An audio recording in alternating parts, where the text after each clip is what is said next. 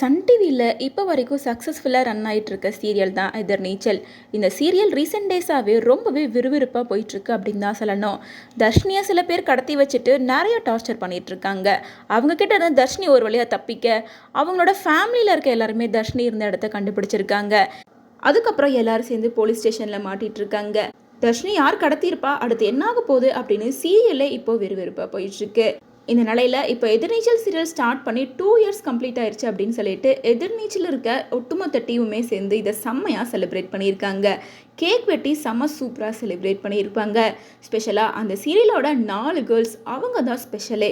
அவங்க 4 பேரும் சேர்ந்து கேக் கட் பண்ணுற மாதிரி ஒரு வீடியோ ஒன்று சோஷியல் மீடியாவில் ட்ரெண்ட் ஆகிட்டு இருக்கு.